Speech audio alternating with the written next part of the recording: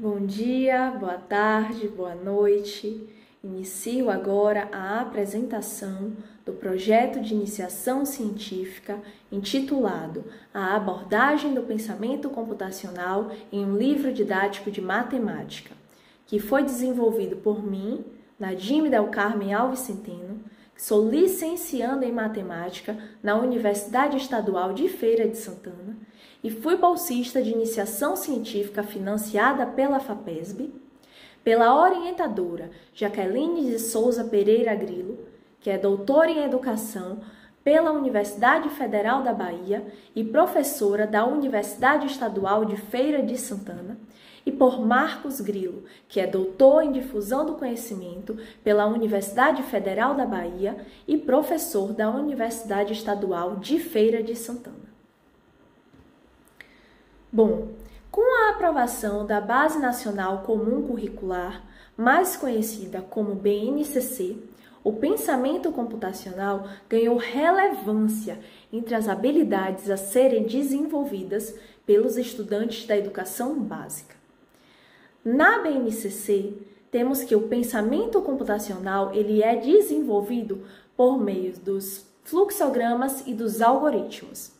Além disso, também de acordo com a BNCC, um algoritmo é a decomposição de um procedimento complexo em suas partes mais simples, relacionando-as e ordenando-as, e pode ser representado graficamente por um fluxograma. Sendo assim, temos que na BNCC os conceitos de algoritmo e fluxograma eles estão diretamente ligados e são essenciais para o desenvolvimento do pensamento computacional. Logo, tomamos como base a BNCC, a relevância do pensamento computacional e a referência dos estudos sobre o Technological Pedagogical Content Knowledge, ou seja, o TPEC, que é uma teorização sobre a relação entre o ensino e a tecnologia para discutir como o pensamento computacional ele tem sido apresentado em um livro didático de matemática disponibilizado para os anos finais do ensino fundamental. Sendo assim, temos três principais objetivos gerais, sendo eles identificar o pensamento computacional presente em um livro didático de matemática da educação básica, sistematizar como o pensamento computacional é apresentado em um livro didático de matemática da educação básica e, por fim, discutir como o pensamento computacional tem sido apresentado em um livro didático de matemática disponibilizado para os anos finais do ensino fundamental. Partindo agora para a metodologia, materiais e métodos, a pesquisa seguiu os seguintes passos metodológicos. Primeiramente, acessamos ao site do Programa Nacional do Livro e do Material Didático, ou seja, PNLD, atualizado de 2024.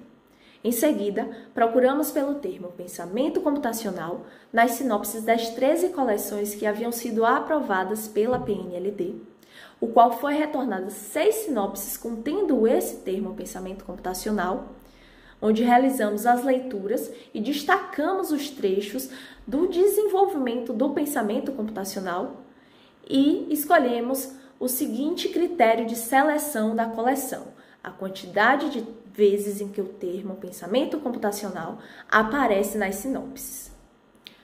Porém, enquanto realizávamos essa contagem, percebemos que o termo pensamento computacional ele era apresentado de maneiras distintas a depender da coleção. Sendo assim, mudamos o nosso critério de escolha, dando maior enfoque nas propriedades do pensamento computacional.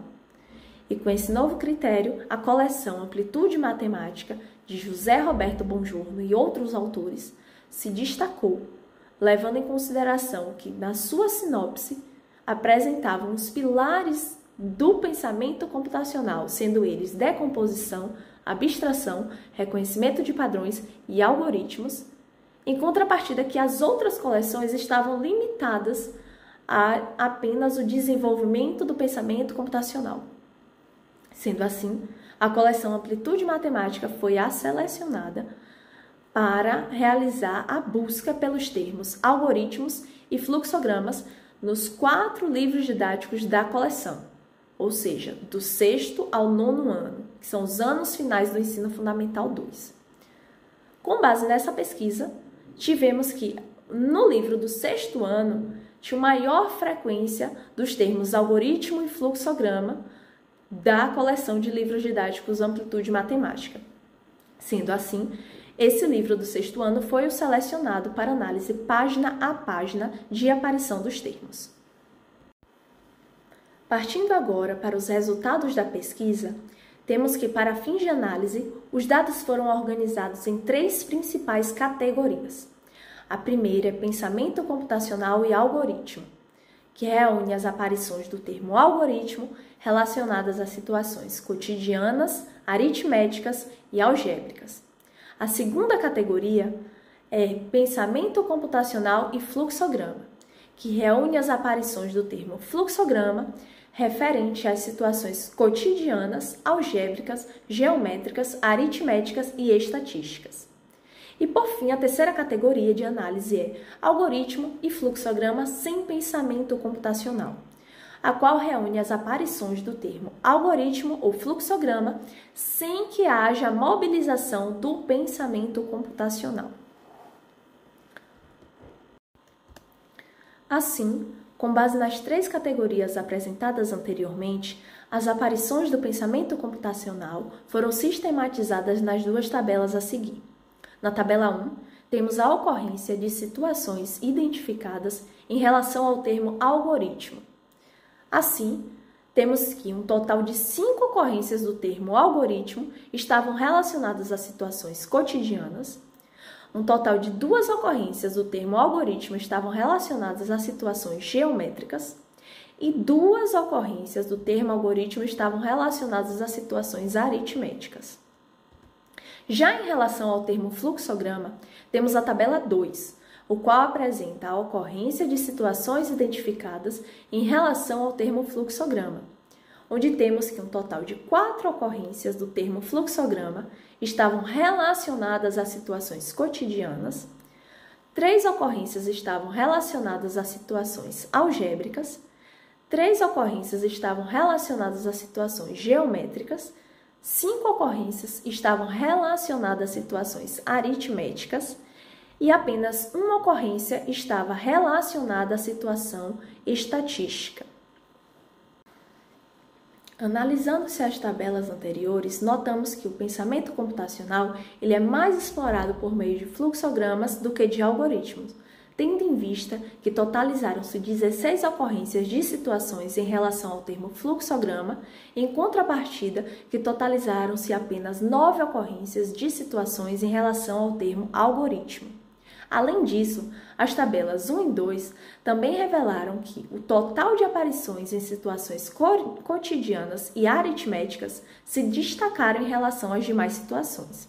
Isto é, ao somar a quantidade de ocorrências de situações cotidianas, tanto para o termo algoritmo quanto para o termo cotidiano, totalizaram-se 9 ocorrências e para a aritmética, totalizaram-se 8 ocorrências de situações. Sendo assim, as situações cotidianas e aritméticas se destacaram em relação às outras situações.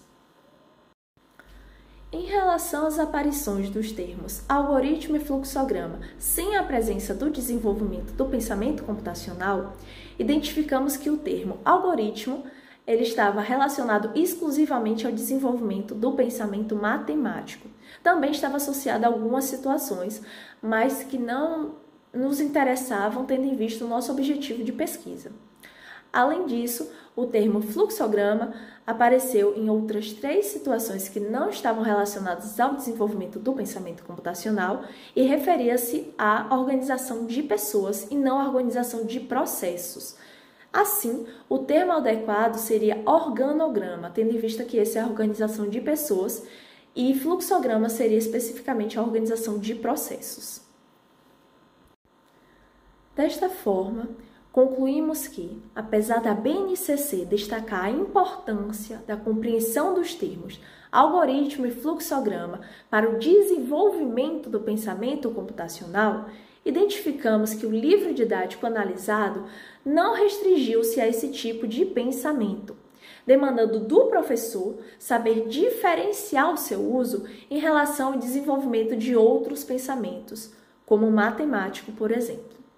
Além disso, como primeiros resultados referentes ao TPEC, a pesquisa apontou que o professor que ensina matemática deve desenvolver os seguintes conhecimentos pedagógicos sobre a tecnologia. Primeiro, diferenciar um fluxograma de um organograma. Segundo, conhecer a estrutura e os símbolos que compõem um fluxograma. E terceiro, reconhecer um fluxograma como uma representação de um algoritmo, tendo em vista que os conceitos de fluxograma e algoritmo estão diretamente associados. E por fim, para futuras pesquisas, indicamos a necessidade de ampliar a nossa base de dados, de modo a compreender como a inclusão do pensamento computacional foi planejada pelos autores da coleção Amplitude Matemática ao longo dos livros didáticos dos anos finais do ensino fundamental, sendo assim uma pesquisa que dará continuidade posteriormente. Agradeço a atenção de todos.